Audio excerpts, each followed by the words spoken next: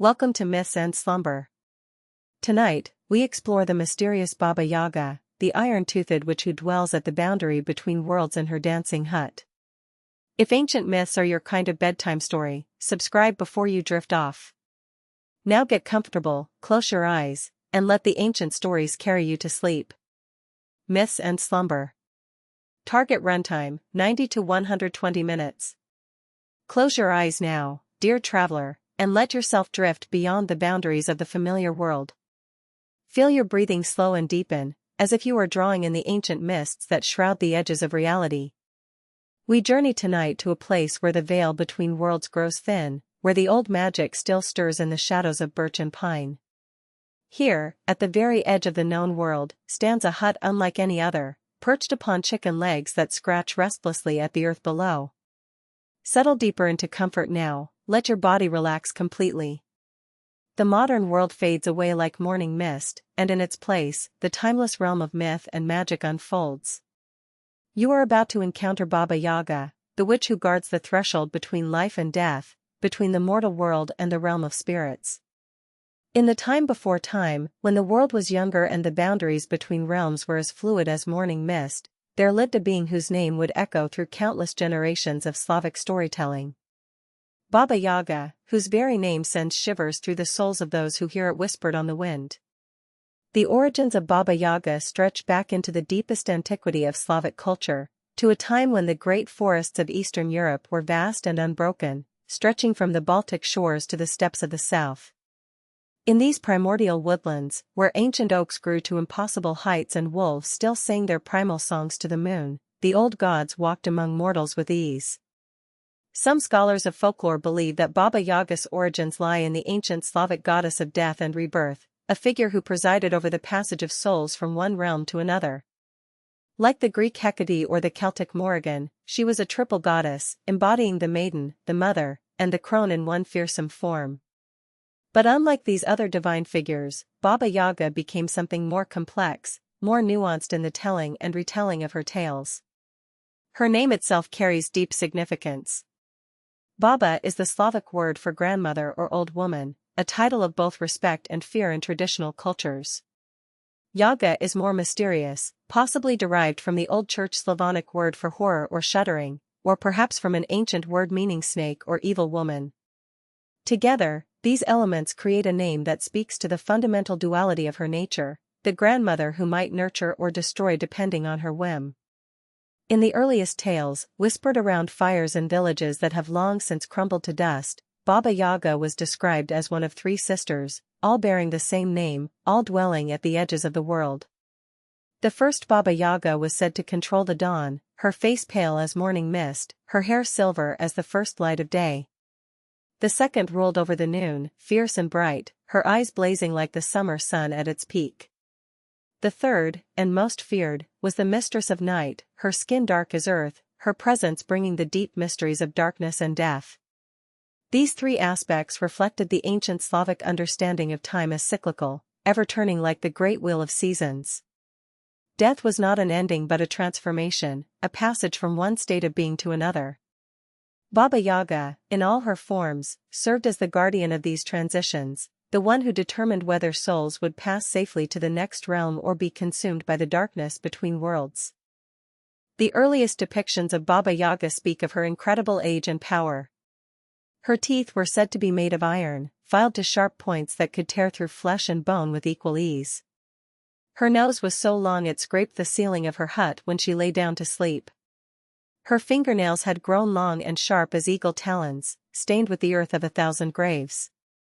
But it was her dwelling that truly marked her as a being apart from the mortal world. The hut of Baba Yaga stood on massive chicken legs, yellow and scaly, that could carry it anywhere she wished to go.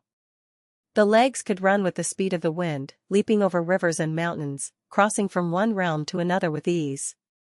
When the hut came to rest, the chicken legs would squat down, but they never remained still for long, constantly shifting and scratching at the earth beneath them.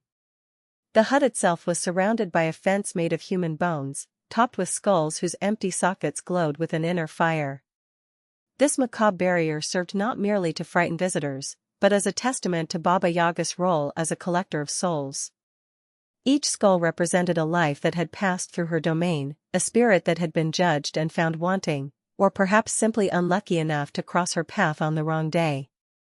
In the time of the ancient Slavs, before Christianity spread across their lands, death was not viewed with the same horror that later cultures would bring to it.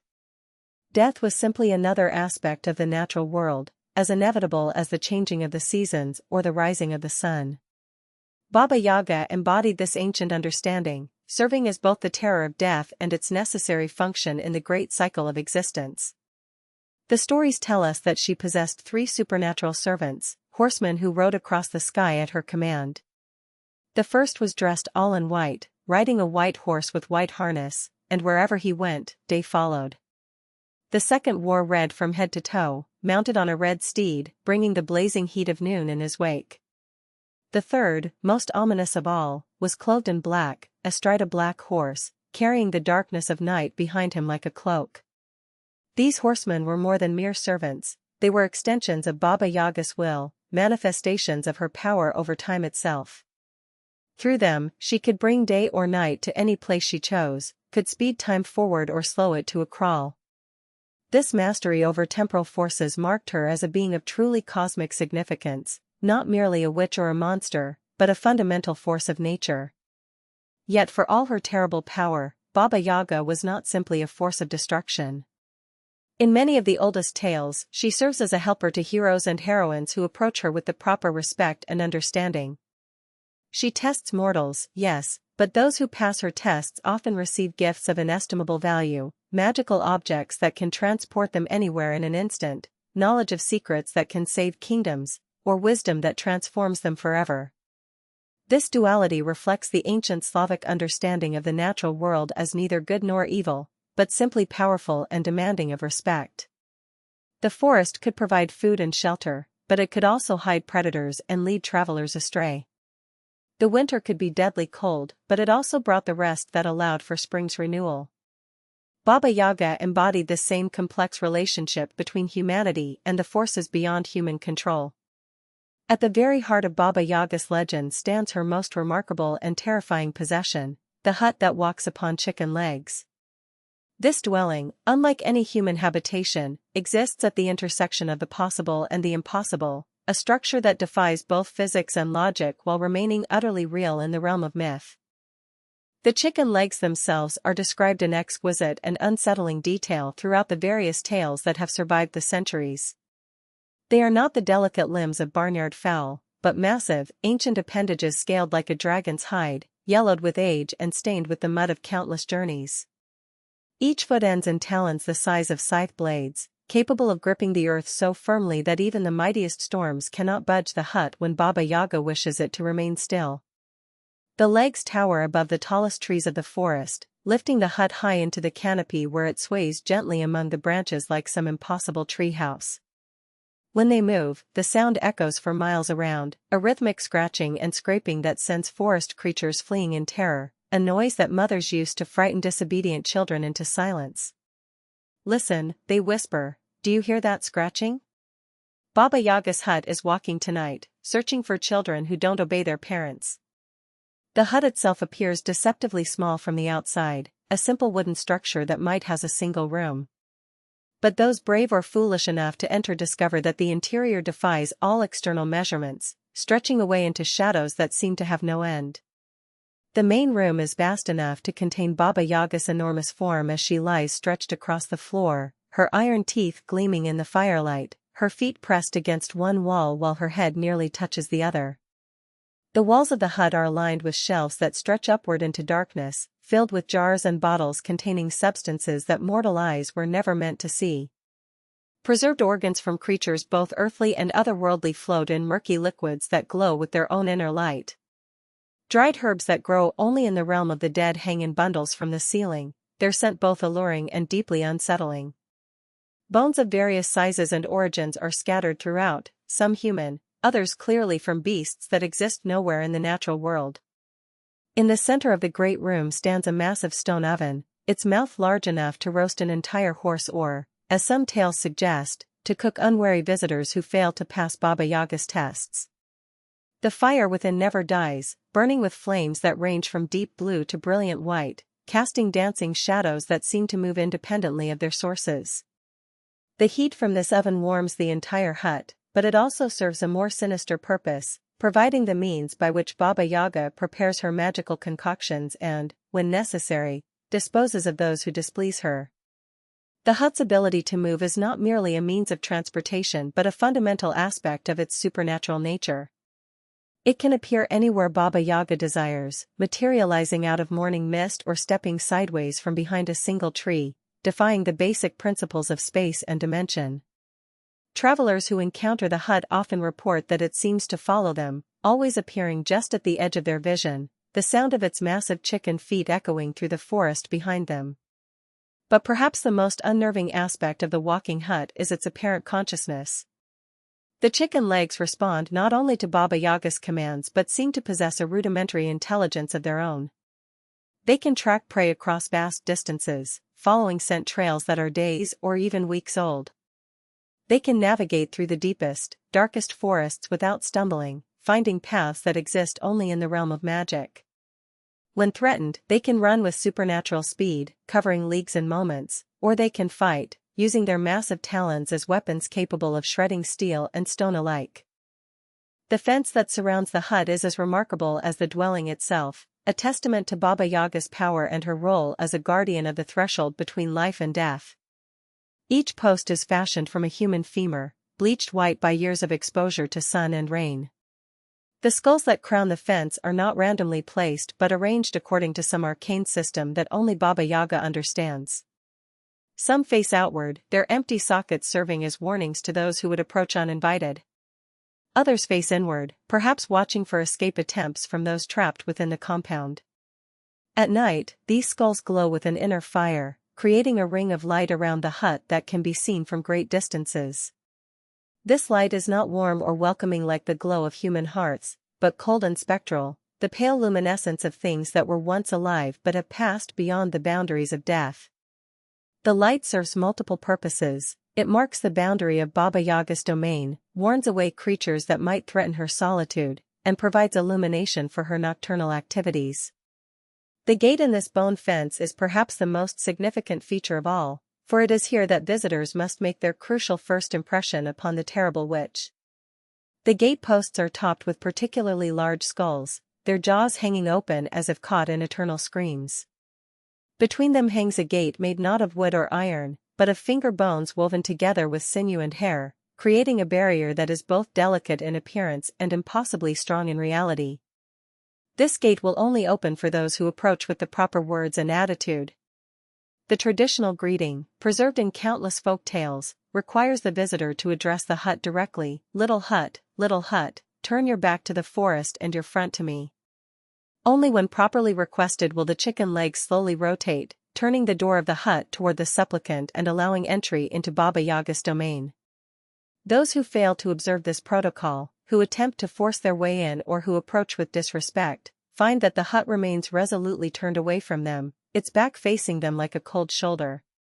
Worse still, the chicken legs might become aggressive, using their massive talons to chase away the unwelcome visitor or, in extreme cases, to eliminate the threat entirely. The walking hut serves as more than just a dwelling, it is a symbol of Baba Yaga's fundamental nature as a being who exists between worlds, never fully belonging to any single realm. The constant movement reflects her restless spirit, her role as a guardian who must patrol the boundaries between the world of the living and the land of the dead. The hut's ability to appear and disappear at will makes her impossible to find unless she wishes to be found, ensuring that only those with true need or genuine courage ever reach her door. In the deepest traditions of Slavic folklore, Baba Yaga is described with features so distinctive and terrifying that her appearance alone could stop the heart of a mortal man. Yet beneath these monstrous characteristics lies something profoundly meaningful about the nature of age, wisdom, and the terrible power that comes from existing at the boundaries of life and death. Her most famous feature, mentioned in nearly every tale that bears her name, is her set of iron teeth. These are not merely sharp or pointed teeth, but actual implements of metal, forged in the fires of some otherworldly smithy and fitted into her jaws with supernatural precision. The iron gleams with a cold light, filed to razor sharpness and strong enough to bite through bone, wood, or stone with equal ease. When she smiles, which she does often and never pleasantly, the metallic glint of her teeth creates an expression more terrifying than any scowl or frown could ever achieve. The significance of iron in Slavic folklore cannot be overstated. Iron was considered a powerful protective metal, capable of warding off evil spirits and supernatural creatures. Yet Baba Yaga incorporates iron into her very being, making herself immune to the protective charms that might work against lesser supernatural entities. Her iron teeth mark her as a creature beyond the normal rules of magic, one who has transcended the usual boundaries between the natural and supernatural worlds. These terrible teeth serve practical purposes beyond mere intimidation. With them, she can consume foods that would be impossible for normal human digestion, the bones of magical creatures, the roots of trees that grow in the realm of the dead, metals and minerals that contain concentrated magical energy. When she grinds her iron teeth together, the sound echoes through her hut like the clash of swords, creating sparks that ignite her cooking fires and light her way through the darkest nights. But the teeth also serve as instruments of judgment. In many tales, Baba Yaga tests visitors by requiring them to perform tasks while she threatens to devour them if they fail. The ever-present gleam of her iron teeth serves as a constant reminder of the consequences of failure, lending weight and urgency to even the smallest request she might make. Yet those who succeed often find that her terrible smile becomes something approaching approval, though it never loses its fundamental terrifying nature. Her nose, according to the old stories, is equally remarkable in its proportions and significance. It extends from her face like the bowsprit of a ship, so long that when she lies down in her hut, it scrapes against the ceiling. This elongated feature is not merely a grotesque exaggeration but serves important functions in her role as a supernatural entity. Her sense of smell is supernaturally acute, capable of detecting the scent of human flesh from vast distances, distinguishing between the living and the dead, and even identifying the moral character of those who enter her domain. "I smell Russian blood," she cries in the traditional tales, her great nose twitching as she catches the scent of a visitor. But this is more than simple olfactory detection, it is a magical assessment of the newcomer's origins, intentions, and worthiness. Through scent alone, she can determine whether someone has come as a supplicant seeking help, a hero on a quest, or a threat to be eliminated. Her nose serves as an early warning system and a means of supernatural investigation all in one. Her fingernails present another aspect of her fearsome appearance, grown long and sharp as eagle talons over her centuries of existence. These are not the delicate nails of feminine vanity but functional claws, hardened by age and stained with the earth of countless graves. She uses them to dig through soil when searching for buried treasures or hidden secrets, to climb trees with the agility of a much younger creature, and to defend herself when threatened by those foolish enough to attack her. The nails also serve more delicate purposes, for Baba Yaga is not merely a creature of destruction but also a practitioner of complex magical arts. With these sharp implements, she can inscribe runes and symbols into wood, bone, and stone, creating charms and talismans of incredible power. She can perform intricate surgical procedures on both the living and the dead, extracting organs and essences needed for her magical workings. The same claws that can tear through steel can also thread the finest magical threads through the eye of an enchanted needle. Her hair, white as winter snow and wild as a storm-tossed sea, flows around her shoulders and down her back in great tangled masses. Each strand is said to possess magical properties, capable of being woven into ropes that can bind supernatural creatures or spun into threads that can sew together the fabric of reality itself. When she flies through the night sky in her mortar and pestle, her hair streams behind her like a banner, sometimes visible to mortals below as strange clouds that move against the wind. In some tales, locks of Baba Yaga's hair serve as powerful magical components, sought after by sorcerers and witches throughout the Slavic lands. A single hair, freely given, could serve as the focus for spells of incredible potency, while hair taken by force or trickery would bring nothing but misfortune to the thief. This reflects the complex relationship between Baba Yaga and other magical practitioners. She is not their enemy, but neither is she their ally, existing instead as a force unto herself that must be approached with the utmost caution and respect. Her eyes, perhaps the most unsettling feature of all, are described as glowing with an inner fire that reflects her supernatural nature. The color of these eyes changes depending on her mood and the tale being told. Sometimes they burn red as coals, other times they shine blue as the heart of a flame, and in her most terrible moments they glow white as bone bleached by desert sun.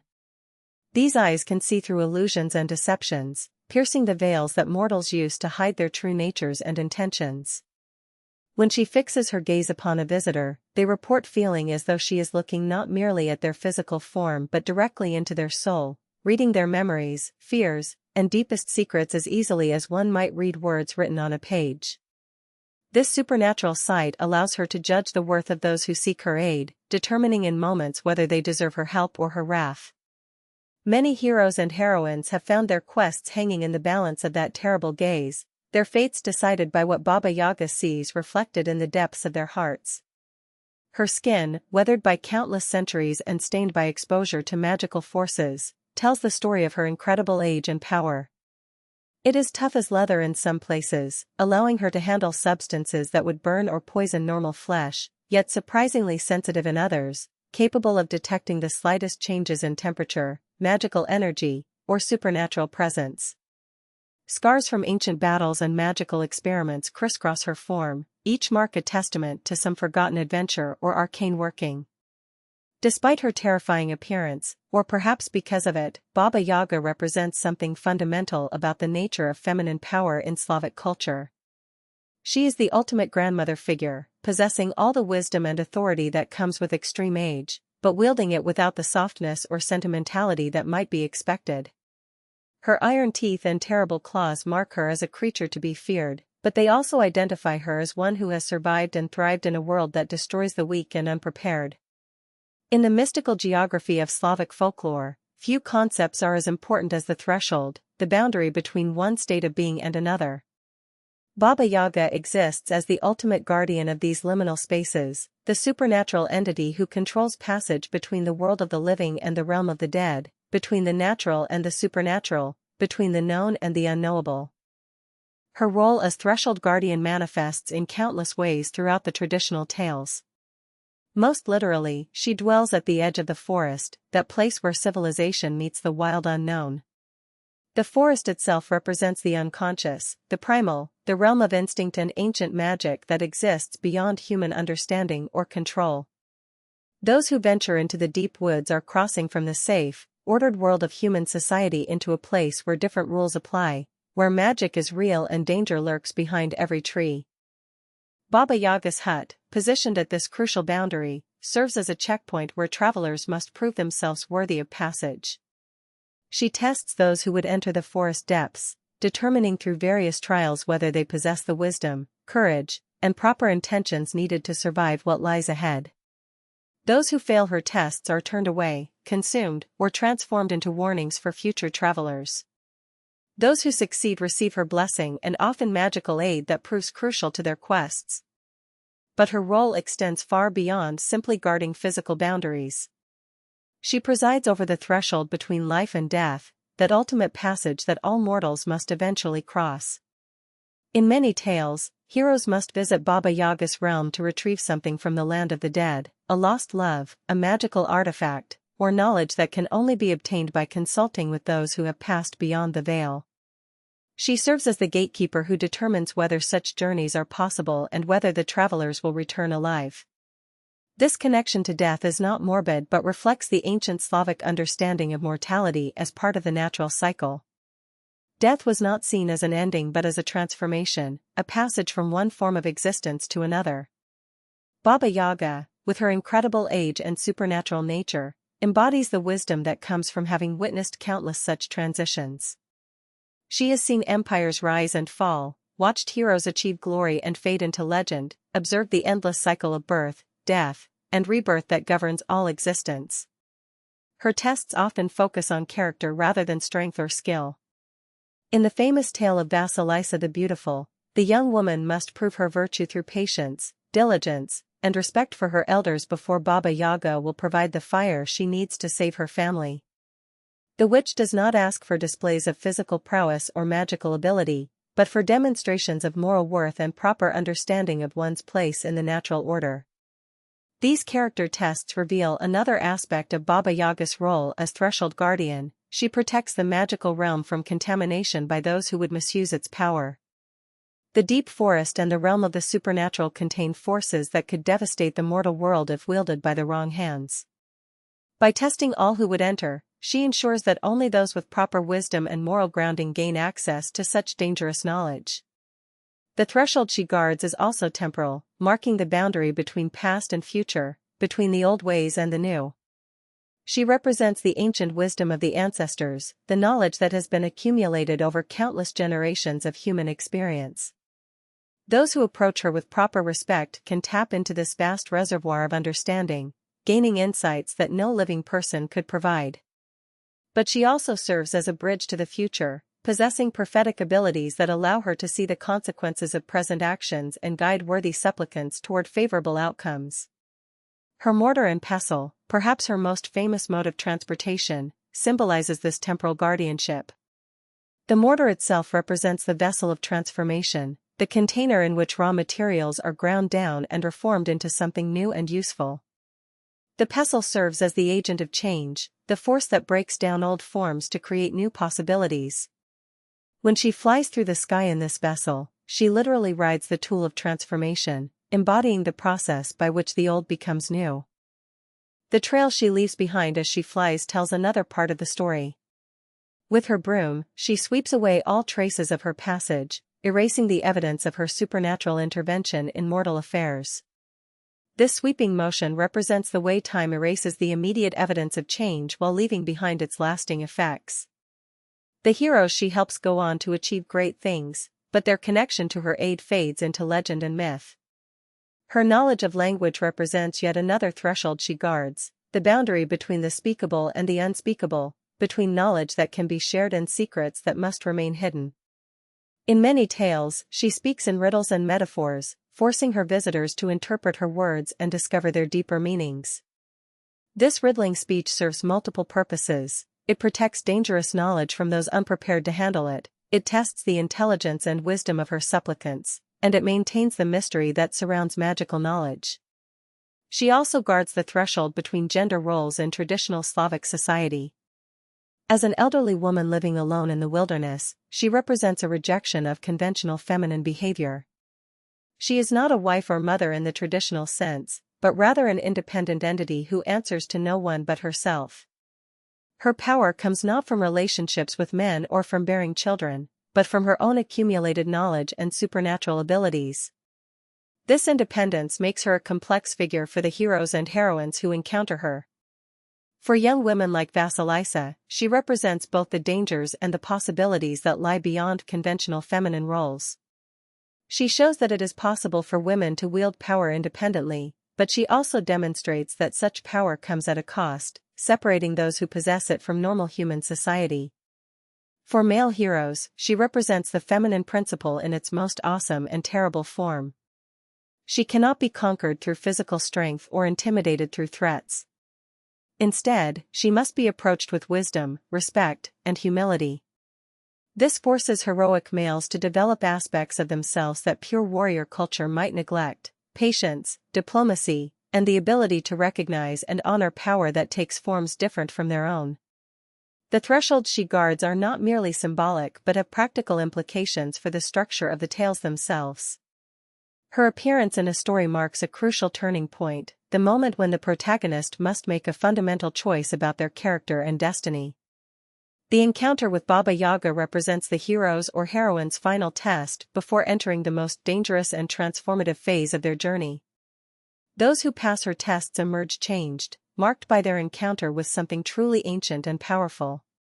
They carry with them not just the magical aid she provides, but a deeper understanding of their own nature and place in the cosmic order. They have crossed the threshold from innocence to experience, from childhood to true adulthood, from merely human to something approaching the heroic. Among all the magical elements associated with Baba Yaga, none captures the imagination quite like her extraordinary mode of transportation, the enormous mortar and pestle in which she soars through the skies. This vessel, humble in its earthly applications but transformed into something magnificent and terrible in her hands, represents perhaps the most vivid symbol of her supernatural power and her connection to the ancient arts of transformation. The mortar itself is no ordinary kitchen implement but a massive stone vessel, carved from a single block of granite that gleams with an otherworldly sheen. Its surface is worn smooth by countless centuries of use, polished to a mirror finish that reflects not just light but sometimes the souls of those who dare to look too deeply into its depths. The stone itself is said to have been quarried from the mountains at the edge of the world, where the earth meets the sky and normal physical laws begin to break down. The size of this aerial vessel defies all conventional understanding of mortars and their purpose. Where an earthly mortar might hold a handful of herbs or spices, Baba Yaga's magical conveyance is large enough to accommodate her entire form as she crouches within it during flight. Some tales describe it as being so vast that she can lie full length inside it, her iron teeth gleaming in the moonlight as she soars through the night sky, her wild hair streaming behind her like a banner of war. The pestle, her steering mechanism and driving force, is equally impressive in its dimensions and capabilities. Carved from the same mysterious stone as the mortar, it towers above her as she grips it with both hands, using it to guide her flight through the trackless skies. The pestle's surface is inscribed with runes and symbols from languages that predate human civilization, markings that glow with a faint phosphorescent light when the magical energies of flight are activated. But the pestle serves as more than merely a rudder or propulsion system. It is a magical staff of incredible power, capable of stirring the very elements themselves. With it, she can stir up storms, calling forth winds strong enough to level forests or gentle enough to carry the scent of magical herbs across vast distances. She can reach down from her aerial perch and stir rivers from their courses, mix the earth and sky together to create new forms of weather, or grind mountains into dust with a few powerful strokes. The act of flight itself is a spectacle that has inspired countless generations of storytellers. When Baba Yaga prepares for aerial travel, she climbs into her great mortar with the practiced ease of long centuries of use. Her iron teeth gleam as she grins with anticipation, knowing that soon she will be soaring through realms that no earthly creature can reach. She grasps her mighty pestle in both hands, raises it high above her head, and speaks words of power that have never been transcribed in any human language. Once airborne, Baba Yaga becomes a force of nature unto herself. She uses her pestle to propel herself forward with powerful strokes, as if she were rowing through the air itself. The mortar responds to her every gesture, banking and turning with the fluid grace of a bird despite its enormous size and weight. Behind her, she trails her enormous broom, sweeping away all traces of her passage so that no earthly observer can track her movements or predict her destination. This sweeping action serves multiple symbolic purposes beyond mere concealment. The broom represents the erasure of boundaries, the sweeping away of obstacles that might impede magical workings. As she flies, she literally clears the path between the earthly realm and the supernatural dimensions she frequents. The act of sweeping also symbolizes cleansing, the removal of impurities that might contaminate the magical energies she carries with her on her nocturnal journeys. The sounds of her flight are as remarkable as the sight itself. The great mortar cuts through the air with a deep, resonant humming that can be heard for miles in every direction. This sound is not merely the result of air moving around stone, but a magical vibration that resonates with the fundamental frequencies of the universe itself. Those who hear it on the wind know immediately that Baba Yaga is abroad, and they cross themselves and hurry to the safety of their homes. Her pestle, as it strikes the air during her rowing motions, creates sharp cracking sounds like thunder, but with an otherworldly quality that marks them as supernatural in origin. These aerial thunderclaps can shake the earth below, causing birds to fall silent and wild animals to flee to their deepest hiding places. The sound carries messages of power and warning. Baba Yaga is on the move, and mortals would be wise to keep to their own affairs. The broom that trails behind her creates its own unique sound, a whisking and swooshing that speaks of vast energies being channeled and directed. This sweeping sound can lull children to sleep when heard from a great distance, but up close it carries an undertone of menace that suggests the tremendous forces being wielded by the ancient witch. It is the sound of boundaries being erased, of the normal order being temporarily suspended to allow for magical intervention in mortal affairs. The destinations of these flights are as varied as the witch's many moods and purposes. Sometimes she soars to the realm of the dead, delivering souls that have become lost between worlds or retrieving knowledge from ancestors long departed. Other journeys take her to the homes of mortals who have caught her attention, either through their virtues or their transgressions. She might appear in the sky above a village where injustice has taken root, her terrible form silhouetted against the moon as she decides whether intervention is warranted. Her most frequent destinations, however, are the liminal spaces where different worlds intersect. She visits crossroads at midnight, those places where multiple paths converge and choices must be made. She appears at bridges over deep waters, where travelers must decide whether to cross into unknown territory. She manifests at the edges of forests, where the civilized world gives way to the wild and mysterious. In all these places, she reinforces her role as the guardian of thresholds, the one who oversees the passages from one state of being to another. The mortar and pestle also serve as symbols of Baba Yaga's connection to the domestic arts, but elevated to cosmic proportions. In earthly kitchens, these tools are used to grind herbs and spices, to break down tough materials and blend them into new forms. Baba Yaga's magical versions perform the same function on a universal scale, grinding up the raw materials of reality itself and mixing them into new configurations. She is the cosmic cook, preparing dishes from ingredients that span multiple dimensions and serve purposes that transcend ordinary understanding. When she returns from these flights, landing in the clearing around her walking hut, the very earth responds to her presence.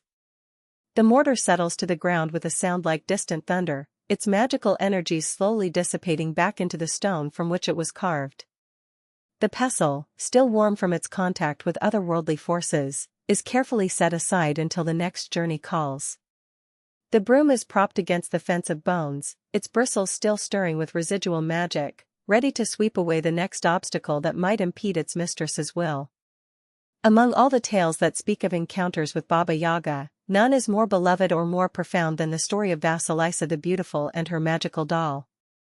This tale, passed down through countless generations of Slavic storytellers, embodies the deepest wisdom about courage, patience, and the power that comes from honoring one's ancestors. It is a story that speaks not just of magical adventures, but of the fundamental challenges that face every young person as they transition from childhood to adulthood. Vasilisa was born into a merchant family of modest means but rich in love and wisdom. Her mother, a woman of extraordinary gentleness and insight, recognized that her own health was failing and that she would not live to see her daughter reach maturity. As she lay dying, she called Vasilisa to her bedside and pressed into her hands a small wooden doll, carved with exquisite care and imbued with a mother's dying love. The doll was no ordinary plaything but a marvel of folk craftsmanship and maternal magic. Its face was painted with delicate features that seemed to shift and change depending on the light, sometimes appearing young and innocent, other times bearing the wisdom of advanced age. Its tiny hands were articulated with incredible precision, capable of performing minute tasks with supernatural skill. Its clothing, sewn from the finest materials available to a merchant's family, was decorated with protective symbols and patterns that spoke of ancient traditions of feminine power.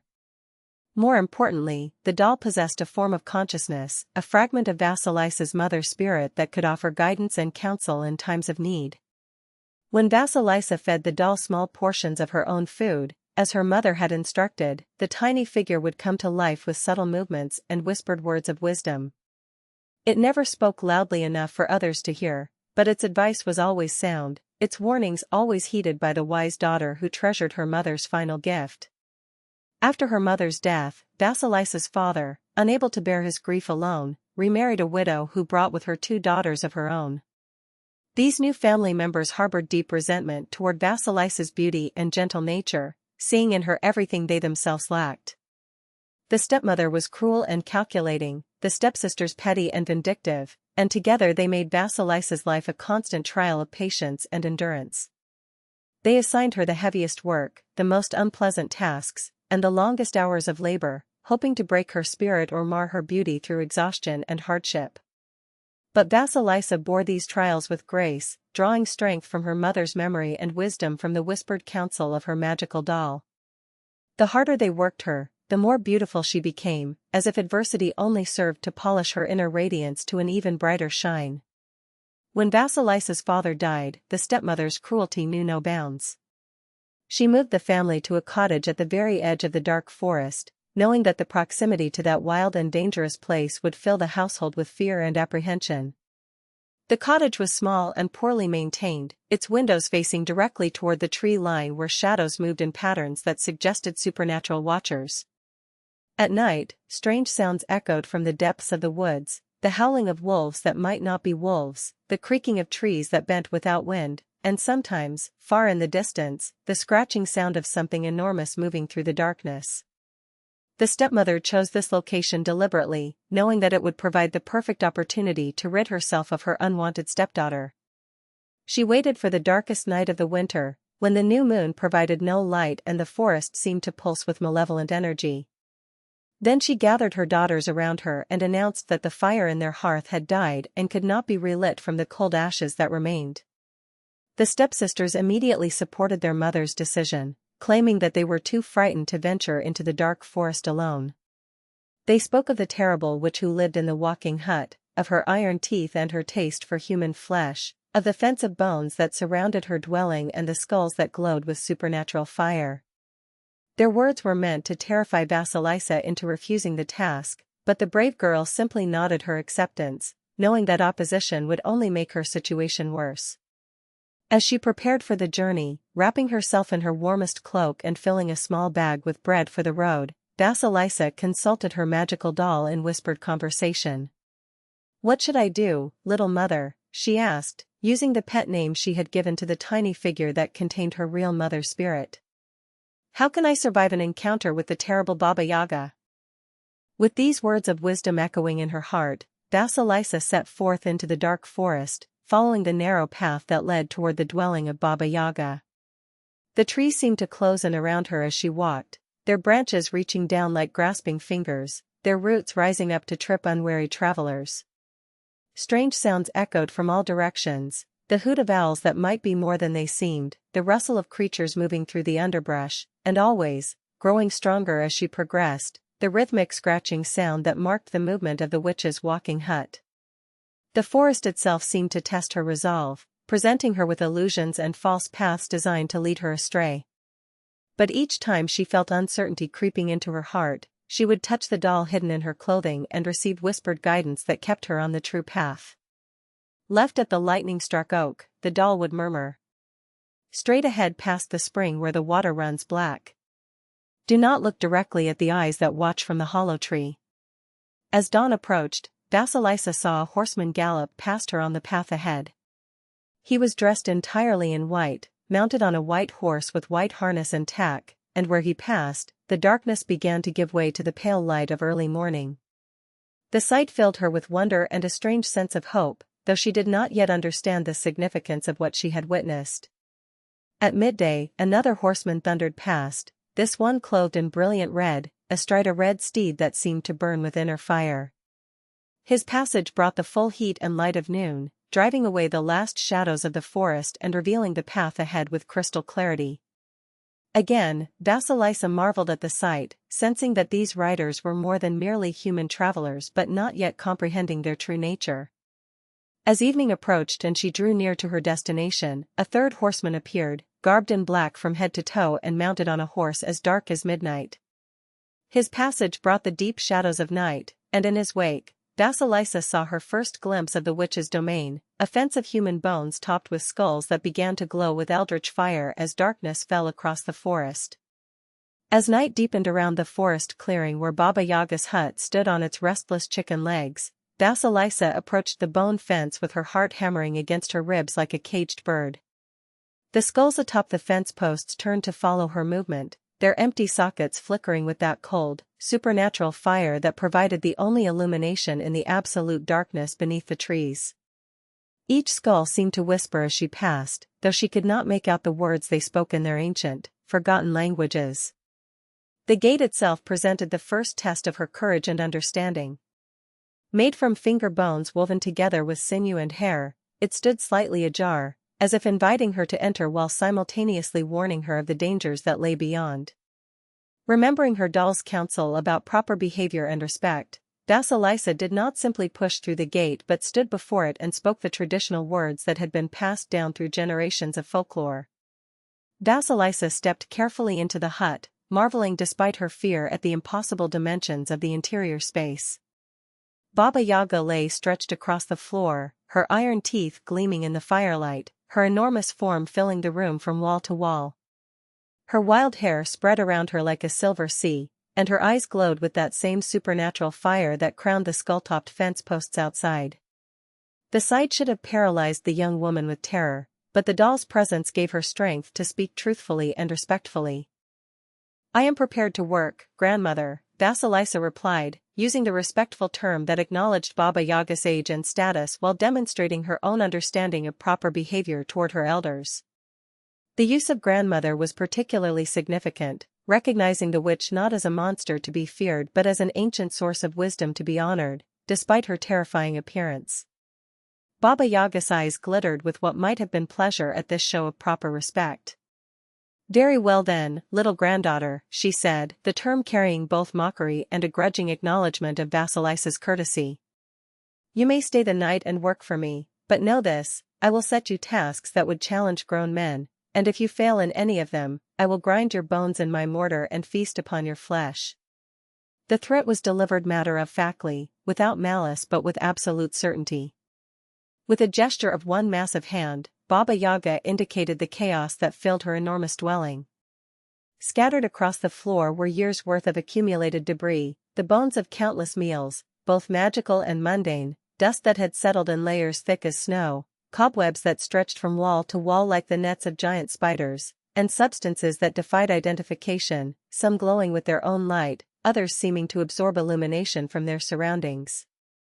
"Your first task," the witch declared, "is to clean my house from top to bottom. Every surface must be spotless, every cobweb removed, every bone sorted and properly stored according to its type and origin." She paused, letting the magnitude of the task sink in. "You have until sunset tomorrow to complete this work. Fail, and you know your fate."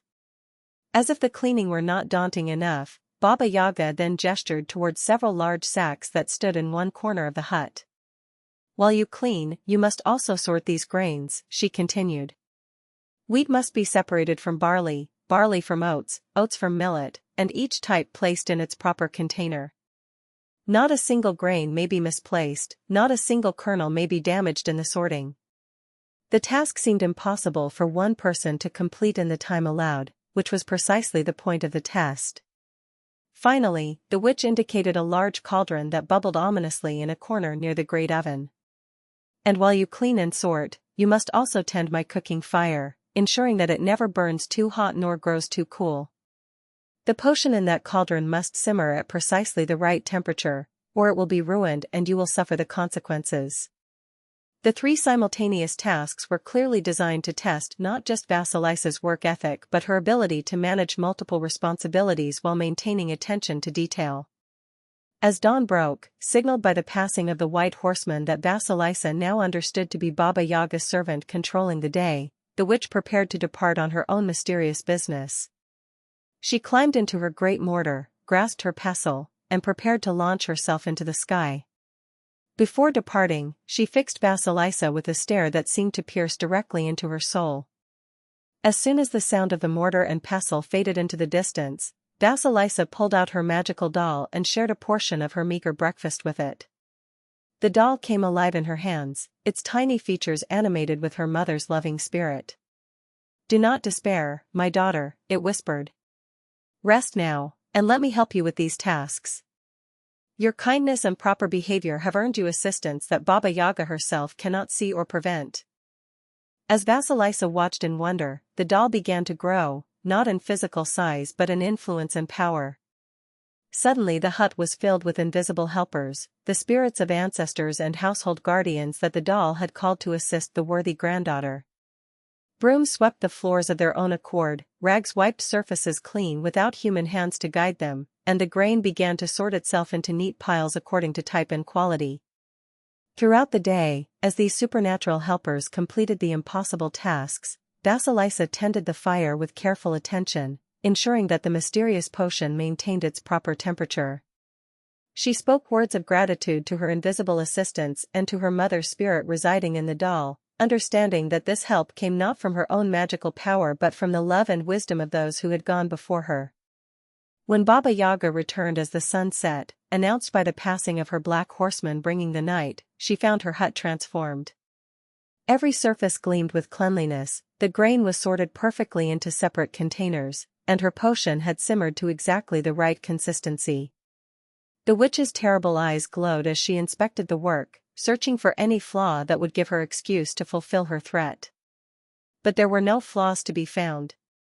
Baba Yaga's expression shifted through surprise, suspicion, and finally a grudging respect as she realized that somehow, impossibly, this mere slip of a girl had completed tasks that should have been beyond mortal capability.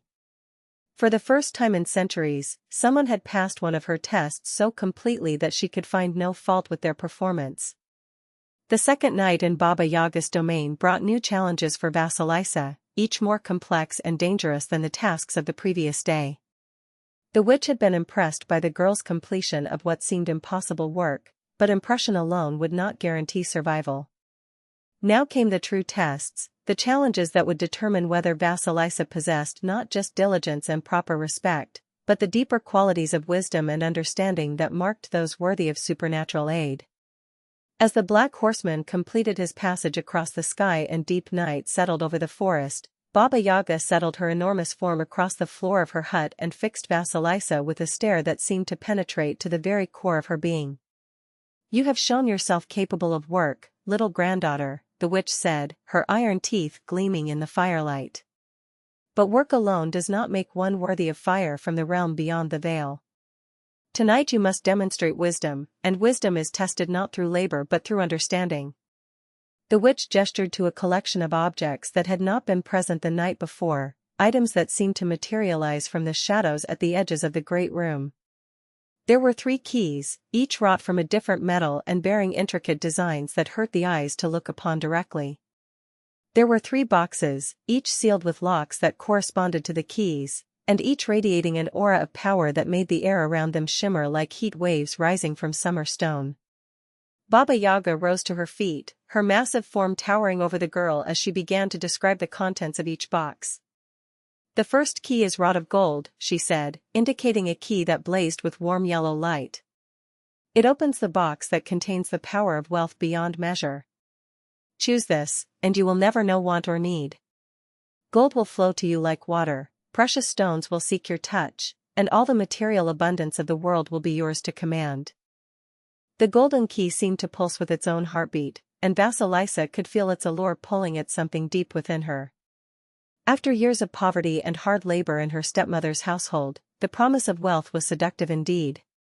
She thought of the fine clothes she could wear, the comfortable home she could build, the servants who could take over the endless tasks that had filled her days.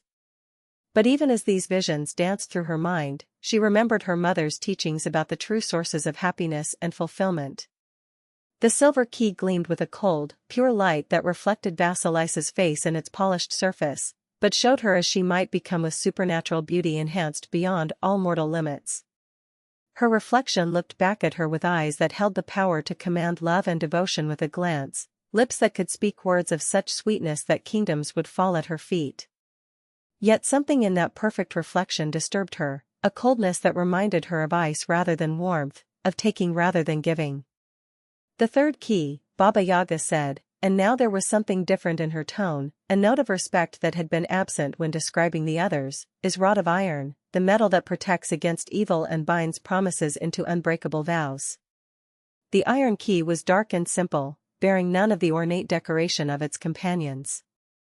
"This key opens the box containing wisdom, the ability to see truth in all its forms, to understand the hidden connections that bind all things together, to know the proper action in any circumstance."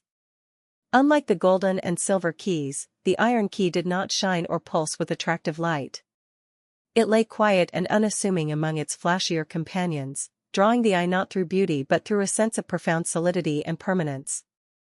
Looking at it, Vasilisa felt not desire but recognition, as if she were seeing something that had always belonged to her but had been temporarily mislaid. The witch paused, studying Vasilisa's face with those terrible, ancient eyes. Wealth can be lost, beauty fades with time, but wisdom, once gained, cannot be ungained. It is a burden as much as a gift, a responsibility as much as a power. Choose carefully, little granddaughter, for your choice will echo through generations yet unborn. Vasilisa closed her eyes and felt for the doll hidden in her clothing, drawing strength from her mother's presence and guidance.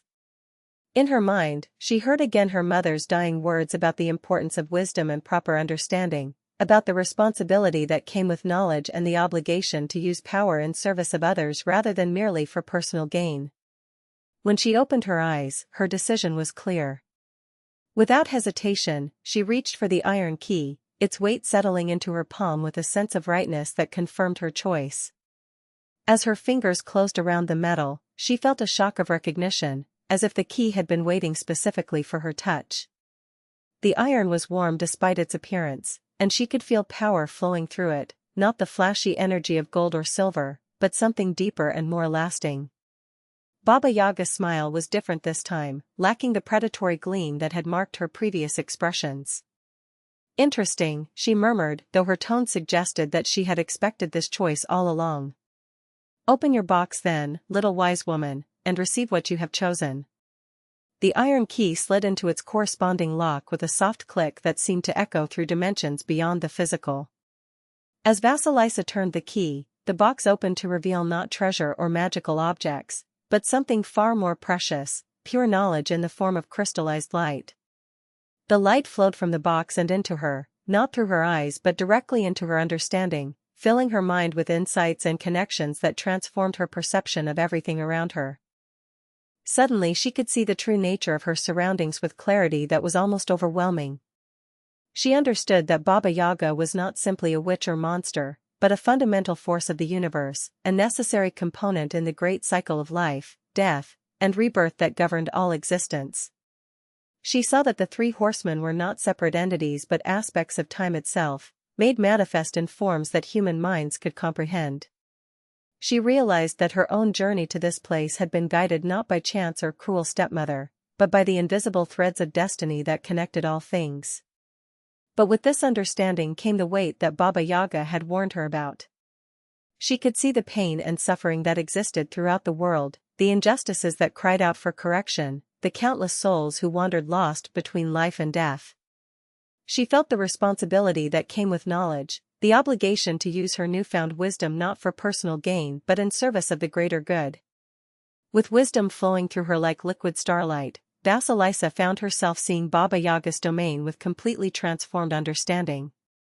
The bones that formed the fence were not merely macabre decorations but markers of lives that had passed through the great transition, honored in their way by being incorporated into the witch's protective barriers.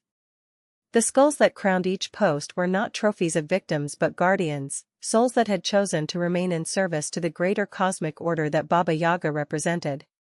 Each glowing socket was a window into mysteries that most mortals could never comprehend, and now, with her gift of wisdom, Vasilisa could glimpse the vast network of connections that bound all things together. The witch herself had also transformed in Vasilisa's perception, no longer appearing as a terrifying monster but as something far more complex and profound.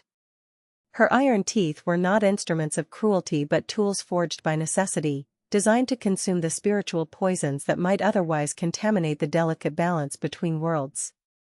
Her enormous size spoke not of gluttony or excess but of the vast responsibilities she carried, the need to be large enough to contain and process the cosmic forces that flowed through her domain. As the third night in the witch's domain deepened, Baba Yaga set before Vasilisa a final test, one that would determine whether she had truly integrated the wisdom she had received. Upon the great table that dominated one end of the hut, the witch placed 3 objects, each radiating a different quality of magical energy. The first was a mirror that reflected not physical appearance but the true nature of souls, showing the hidden motivations and secret desires that drove all conscious beings. "Look into this mirror," Baba Yaga commanded, "and tell me what you see when you examine your own reflection." Vasilisa approached the mirror with some trepidation, knowing that wisdom meant she could no longer lie to herself about her own nature.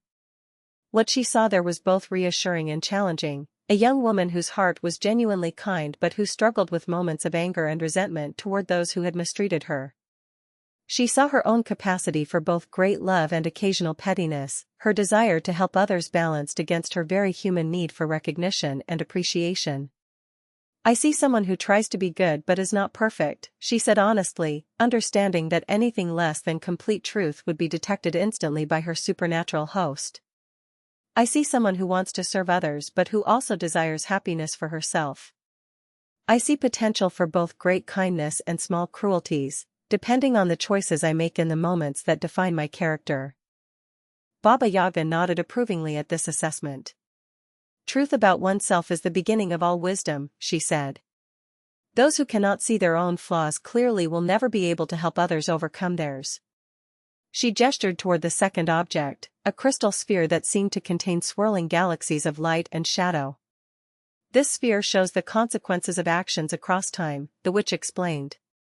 "Touch it and tell me what you see when you consider using your newfound wisdom to seek revenge against those who have wronged you." Vasilisa placed her hand upon the crystal surface and immediately saw branching possibilities stretching out into the future like the limbs of an enormous tree. In one vision, she saw herself returning to her stepmother's house with magical power, using her wisdom to expose the woman's cruelty and turn the community against her. But the consequences of this action rippled outward in disturbing ways. Her stepsisters, driven by desperation and shame, made increasingly poor choices that led to their destruction. Her stepmother, broken by public humiliation, became a bitter wanderer who spread poison wherever she went. The satisfaction of revenge quickly curdled into guilt and regret that shadowed the rest of Vasilisa's life. "And what do you see if you choose forgiveness instead?" Baba Yaga asked, though her tone suggested she already knew what the sphere would reveal. Vasilisa looked deeper into the crystal and saw a different set of branching possibilities. In these visions, she returned home with quiet dignity, treating her stepfamily with kindness despite their past cruelty. Her example gradually softened their hearts, helping them to recognize their own capacity for goodness. Though the transformation was slow and sometimes difficult, it ultimately led to healing for everyone involved and created ripples of positive change that extended far beyond their small household. The third and final object was the most mysterious, a small lamp that appeared to be made of clay but radiated power that made the air around it shimmer with heat. "This is the fire you came seeking," Baba Yaga announced, "but it is not ordinary flame. This is the fire of transformation, the light that illuminates truth and burns away illusion. Once lit, it cannot be extinguished by any earthly means, and it will change everything it touches. Those who carry this fire become beacons for others seeking wisdom and healing," the witch continued. "But they also become targets for those who profit from darkness and ignorance. You will find that possessing this light makes your life both more meaningful and more dangerous. Are you prepared to accept such responsibility?" Vasilisa looked at the simple clay lamp and felt the weight of destiny settling upon her shoulders like a cloak woven from starlight and shadow. She understood now that her journey to Baba Yaga's domain had never been about simply obtaining fire for her stepmother's hearth. It had been about discovering her own capacity for wisdom and her obligation to use that wisdom in service of something greater than herself. "I accept," she said simply, her words carrying the force of an unbreakable vow. As she spoke, the lamp ignited spontaneously, its flame burning with colors that had no names in mortal languages. The light that emerged was not harsh but warm and welcoming, the kind of illumination that revealed hidden beauties rather than exposing ugly truths with cruel clarity. Baba Yaga smiled, and for the first time, her iron teeth seemed less threatening than magnificent, tools perfectly designed for their cosmic purpose. "Then you are ready to return to your world, little granddaughter," she said. "But remember always what you have learned here: wisdom without compassion is cruelty, compassion without wisdom is foolishness, and both must be balanced with humility or they become sources of pride and destruction." As dawn approached, signaled by the passage of the white horseman across the forest sky, Vasilisa prepared to leave the domain that had transformed her so completely. She carried with her the magical lamp, but more importantly, she carried the wisdom to use its power responsibly. The doll that had guided her remained close to her heart, no longer just a memento of her mother's love but a connection to the ancestral wisdom that flowed through all generations. "Remember, Baba Yaga called as Vasilisa stepped through the bone gate for the final time. The fire you carry is meant to be shared, but only with those who are ready to receive it. Do not force your light upon those who prefer darkness, but do not hide it from those who genuinely seek illumination. The journey home passed like a dream, with the magical lamp lighting her way through the forest and protecting her from the dangers that lurked in the deeper shadows. When she arrived at her stepmother's cottage, she found the household in chaos, with no fire for cooking or warmth and everyone blaming everyone else for their predicament. But instead of gloating over their discomfort, Vasilisa simply lit the hearth with her magical flame and began preparing food for the entire family. The fire from Baba Yaga's lamp transformed everything it touched, burning away pretense and revealing the truth that lay beneath surface appearances. In its light, the stepmother's cruelty was exposed as fear and insecurity, her harsh treatment of Vasilisa stemming from her terror of being replaced in her daughter's affections. The stepsister's vindictive behavior was revealed as desperate attempts to gain attention and approval from a mother who seemed incapable of giving unconditional love. But the fire also revealed Vasilisa's own capacity for understanding and forgiveness, her ability to see past the surface cruelties to the wounded hearts beneath. Instead of condemning her stepfamily, she began the slow work of healing, using her wisdom to guide them toward better versions of themselves without forcing change upon them. The transformation was gradual and sometimes painful, but it was also genuine and lasting. Years passed after Vasilisa's transformative encounter with Baba Yaga, and the young woman who had once trembled at the edge of the dark forest became a figure of legend in her own right. The magical fire she had received from the ancient which continued to burn in her hearth, never dimming, never consuming more fuel than was offered to it, serving as a constant reminder of the wisdom and responsibility she had accepted in that supernatural domain.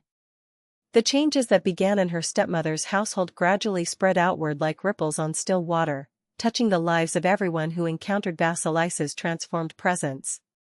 Her stepmother, whose heart had been softened by consistent kindness and the illuminating power of the magical fire, became a woman capable of genuine affection and care for others.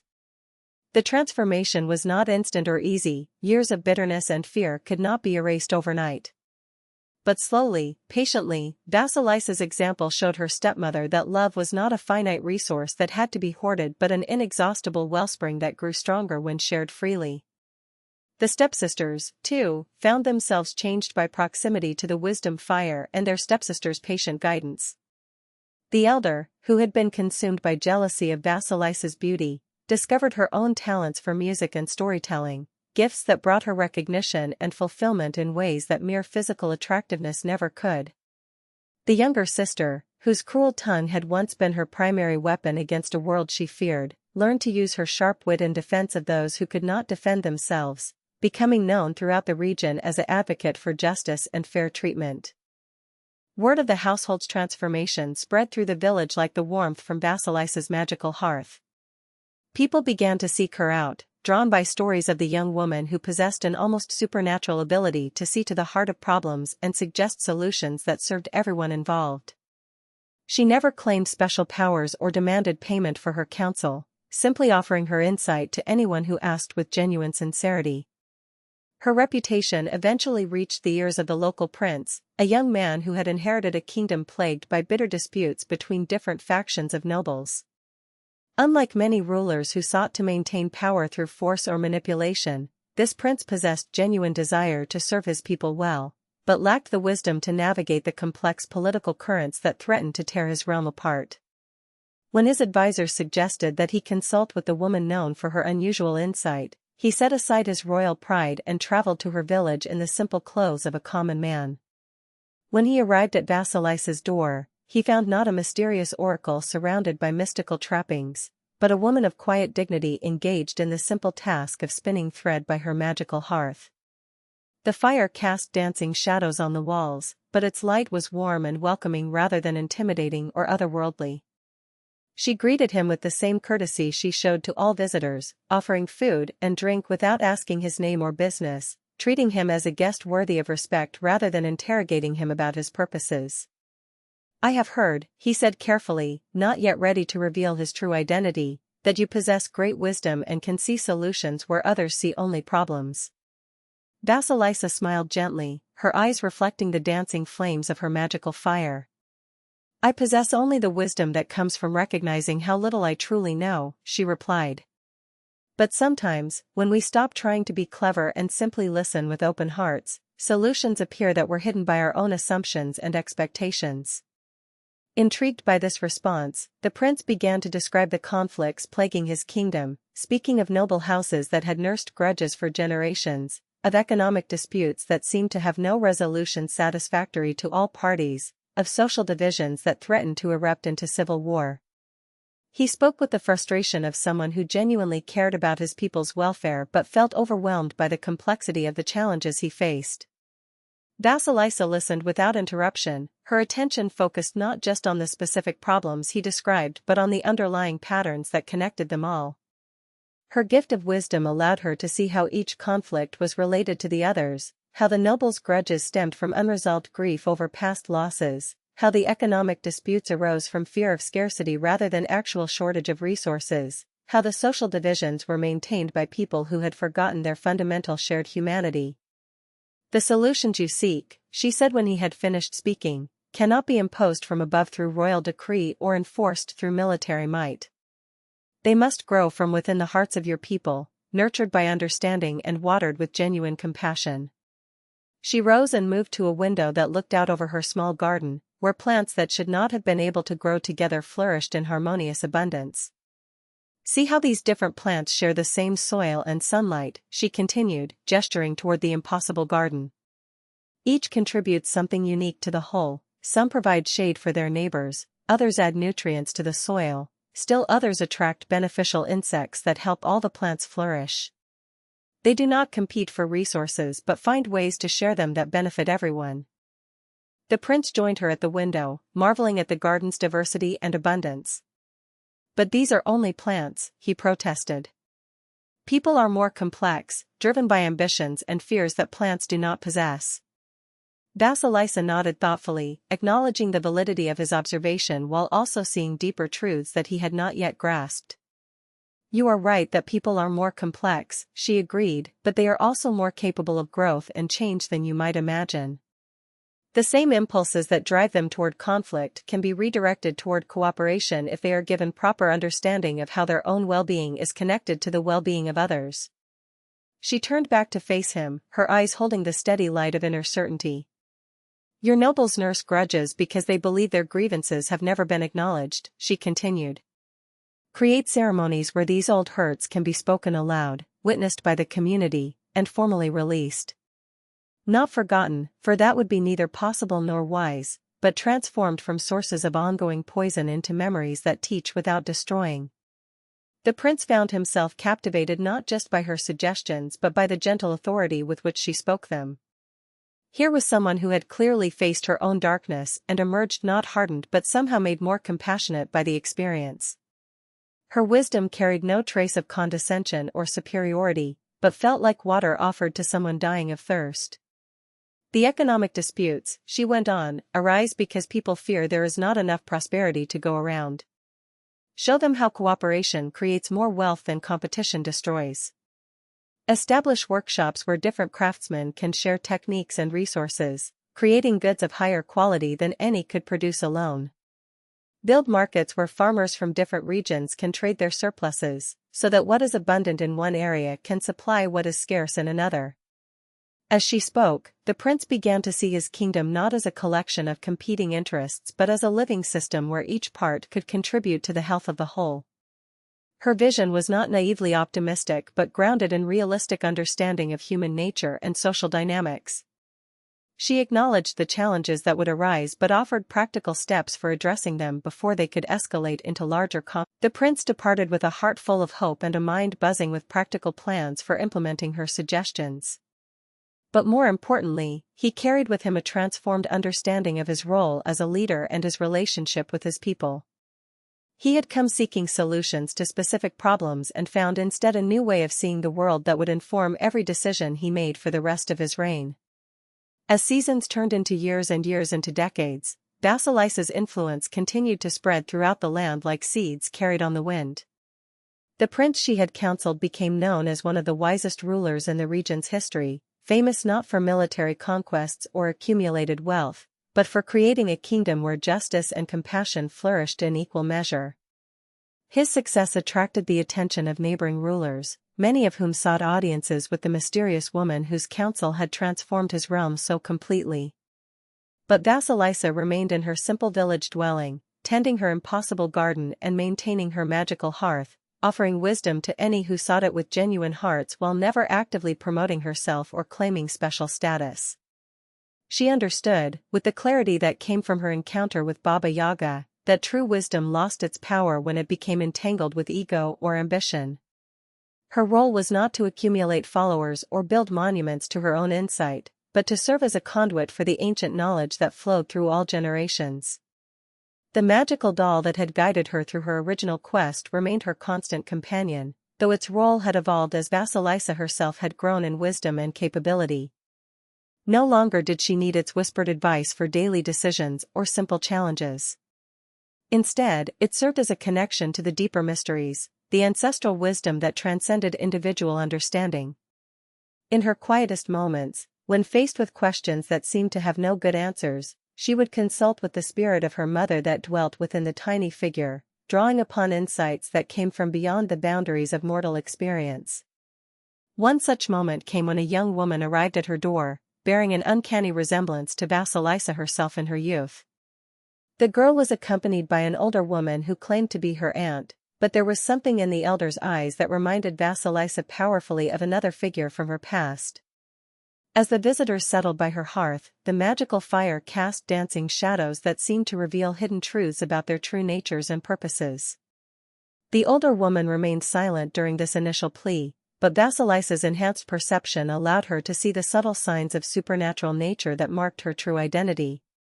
This was no ordinary aunt but something far more ancient and powerful, something that bore the unmistakable aura of the deep forest and the realm beyond the veil. As realization dawned, Vasilisa felt her heart skip with recognition and something approaching fear. "Grandmother," she said quietly, using the respectful term that acknowledged both the visitor's apparent age and her suspected true nature. "You honor my humble home with your presence. How may I serve you?" The words were carefully chosen, formal enough to show proper respect while avoiding any assumptions that might prove embarrassing if her suspicions were incorrect.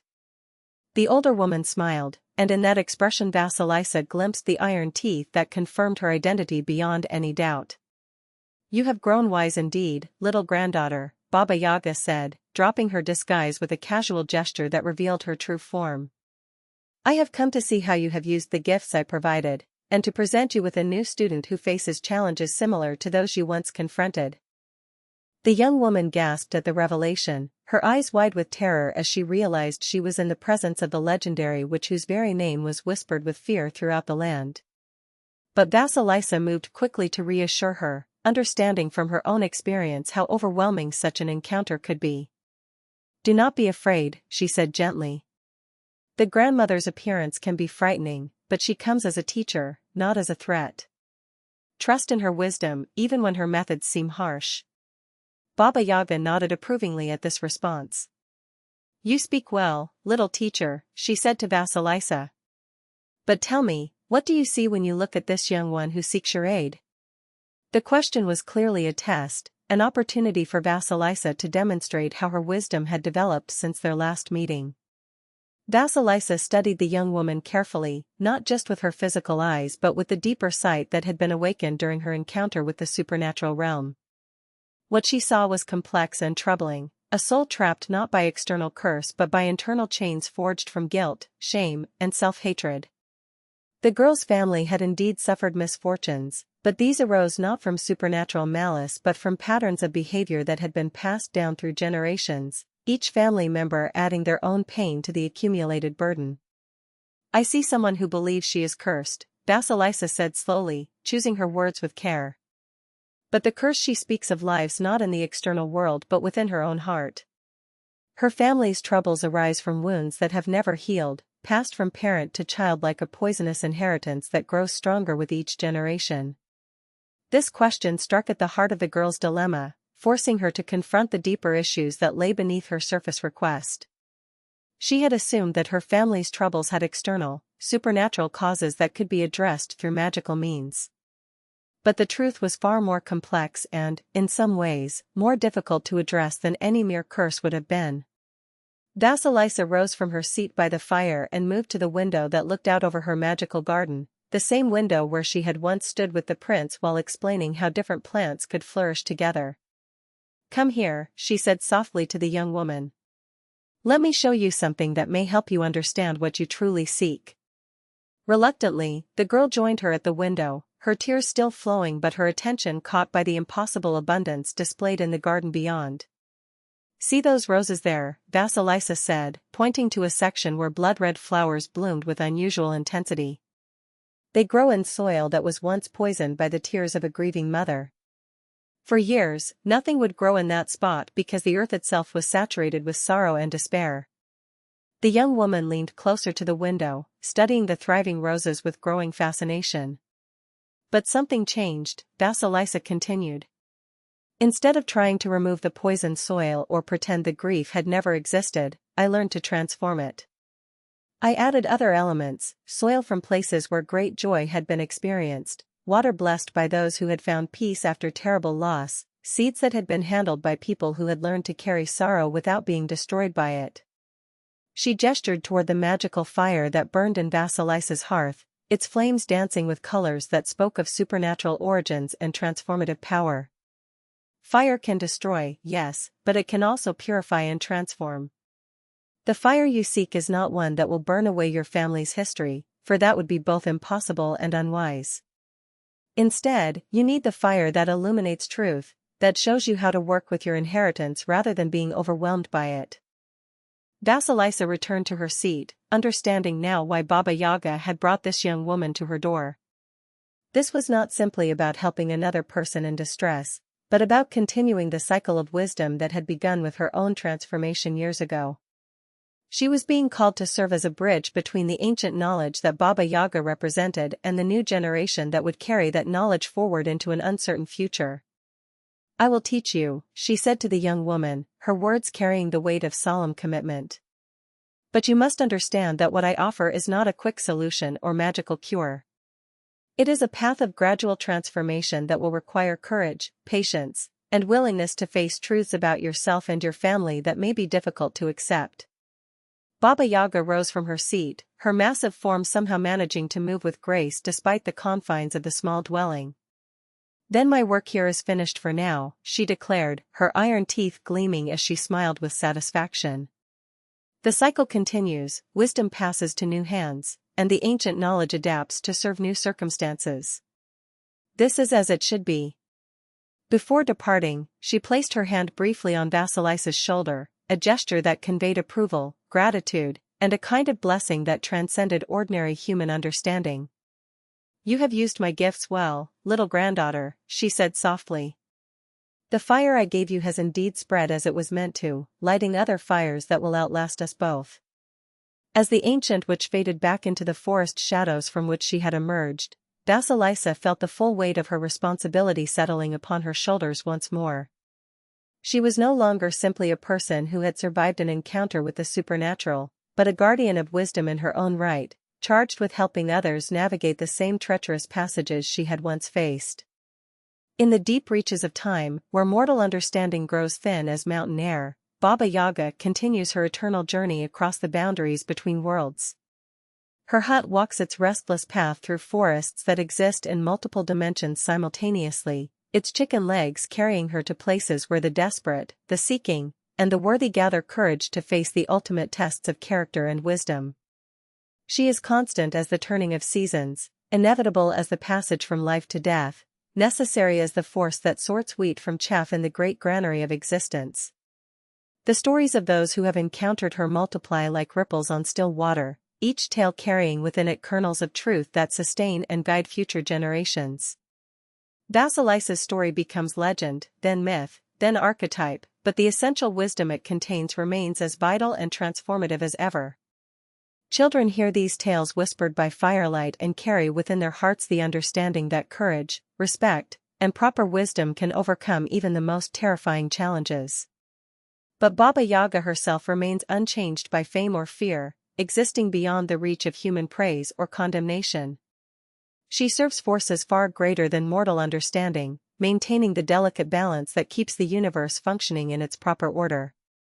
Her role as guardian of thresholds becomes more crucial with each passing age, as humanity's rapid changes threaten to disrupt the ancient harmonies that have guided life since the beginning of time.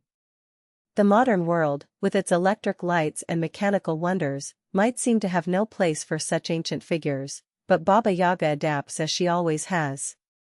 Her domain exists not in geographical space but in the realm of symbol and archetype, in the deep structures of human psychology that remain constant despite technological advancement.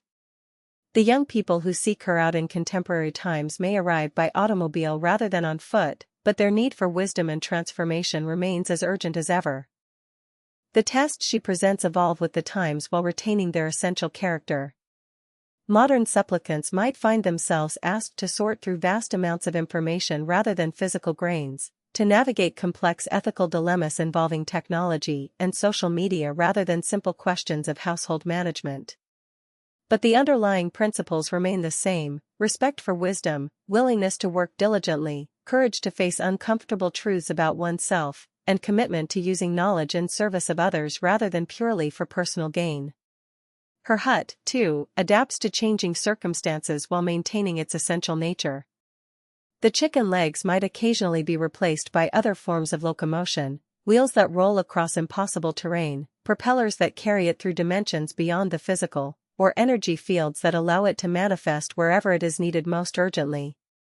But it remains a dwelling apart from ordinary space and time, a sanctuary where different rules apply and transformation becomes possible for those brave enough to enter. The fence of bones takes on new meanings in each era while preserving its core symbolism. In times of war, it represents the cost of conflict and the need to honor those who have died. In periods of plague or natural disaster, it speaks to the fragility of life and the importance of making meaningful choices while time remains. In ages of technological revolution, it reminds observers that progress without wisdom leads inevitably to destruction, that the bones of failed civilizations provide foundation for new growth only when their lessons are properly understood and integrated. Her iron teeth, perhaps the most iconic feature of her appearance, continue to serve their function of cutting through illusion and revealing truth. In contemporary encounters, they might manifest as an ability to see through digital deceptions, to bite through the superficial narratives that societies tell themselves, to consume the lies that individuals use to avoid confronting their own potential for growth and transformation. The grinding sound they make when she speaks difficult truths remains as unsettling now as it was centuries ago, reminding listeners that wisdom often comes at the cost of comfortable ignorance. The three horsemen who serve her, dawn, noon, and night, take on new relevance in an era when humanity's relationship with natural time cycles has been disrupted by artificial illumination and global communication. They represent not just the passage of days but the deeper rhythms that govern all existence, the cycle of birth, growth, and death that plays out in individual lives, in civilizations, and in the cosmos itself. Their continued service to Baba Yaga reminds modern audiences that some forces remain beyond human control despite technological advancement, that there are powers in the universe that must be respected rather than conquered. Her mortar and pestle flight continues to symbolize the transformation that occurs when apparent opposites are brought together and ground into new forms. In contemporary terms, this might represent the integration of traditional wisdom with modern knowledge, the synthesis of global perspectives with local understanding, or the union of scientific method with intuitive insight. Her sweeping away of tracks behind her speaks to the need for each generation to discover wisdom for itself rather than simply inheriting ready-made answers from the past. The magical fire that she bestows upon worthy supplicants adapts its form to serve each new era's particular needs. In times of social upheaval, it might manifest as the flame of justice that illuminates injustice and inspires reform. During periods of spiritual crisis, it could appear as the light of transcendence that helps individuals connect with meaning beyond material existence. In ages of environmental destruction, it might burn as the fire of ecological awareness that reveals the interconnection of all living systems. But regardless of its specific manifestation, this fire retains its essential characteristics. It cannot be extinguished by external forces, It spreads to other worthy souls through contact and example. It illuminates truth while transforming rather than destroying what it touches, and it places upon its bearers the responsibility to use their illumination in service of the greater good. The wisdom traditions that trace their lineage back to encounters with Baba Yaga continue to evolve and adapt, finding new expressions in each generation while maintaining their core teachings about the importance of courage, respect, hard work, and selfless service. Modern practitioners might gather in virtual spaces rather than physical hearths, but they still share stories, support one another through difficult transformations, and work to maintain the balance between ancient wisdom and contemporary needs. These communities understand that Baba Yaga's gifts come with obligations that extend beyond individual benefit. Those who have received her fire are called to serve as bridges between worlds, helping others navigate the challenging passages that mark transitions from one stage of life to another. They become teachers, healers, guides, and guardians in their own right, carrying forward the work that Baba Yaga has been doing since time immemorial. The cycle continues, endless as the turning of seasons, constant as the movement of stars across the night sky. In every generation, the desperate and the seeking find their way to the threshold between worlds where the ancient witch maintains her vigil. Some come driven by external circumstances like Vasilisa, others drawn by internal calling toward wisdom and transformation. All face the same fundamental choice, to remain content with superficial understanding or to risk everything in pursuit of deeper truth. Those who choose the path of wisdom discover that Baba Yaga's gifts multiply rather than diminish when shared. The fire that illuminates one heart can kindle flames in countless others. The wisdom gained through facing her tests becomes a wellspring that nourishes entire communities. The courage developed through surviving her challenges inspires bravery in others facing their own impossible odds. And so the stories continue to be told, the tests continue to be given, the fire continues to spread from heart to heart across the endless expanse of human experience. Baba Yaga remains at her post, guardian of the threshold between what is and what could be, between the known and the unknowable, between the world of ordinary experience and the realm where transformation becomes possible for those brave enough to seek it. In the scratching of chicken legs across dimensions beyond counting, in the gleam of iron teeth that cut through illusion, in the dancing flames of fires that never die, her presence continues to be felt by those who have eyes to see and hearts brave enough to face the ultimate questions of existence. She is the witch at the edge of the world, and the edge of the world is wherever courage meets wisdom in the service of truth. And so we return from the realm of Baba Yaga, leaving behind the hut that walks on chicken legs, the fence of glowing skulls, and the ancient wisdom that dwells at the boundary between worlds. But we do not return unchanged, for no one who truly encounters the great witch ever remains exactly as they were before. Feel yourself settling back into the comfort of your present surroundings, but carry with you the understanding that courage and wisdom are available to you whenever you need them. The fire that Baba Yaga kindle in worthy hearts burns within you now, a steady flame that can illuminate any darkness you might face. Remember the lessons learned in that magical realm, that respect and proper humility open doors that force cannot breach, that wisdom shared grows stronger rather than weaker, that the most terrifying challenges often guard the most precious gifts. The threshold between ordinary life and extraordinary possibility exists wherever you choose to see it. Let your breathing deepen now, each exhale releasing any tension or fear, each inhale drawing in the peace that comes from knowing you are connected to something ancient and enduring. The witch at the edge of the world continues her eternal vigil, ready to test and teach any brave enough to seek her out. Rest now in the knowledge that wisdom traditions stretch back to the beginning of human storytelling and will continue as long as people gather to share tales of courage and transformation. You are part of that great continuity, carrying within yourself the potential for both seeking wisdom and sharing it with others who walk the path beside you.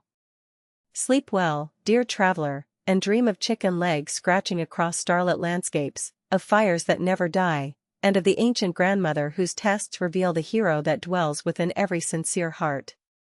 If you're still awake, just breathe slowly and let the ancient stories drift with you. Subscribe to Mythology for sleep for a new legend every week. Sweet dreams.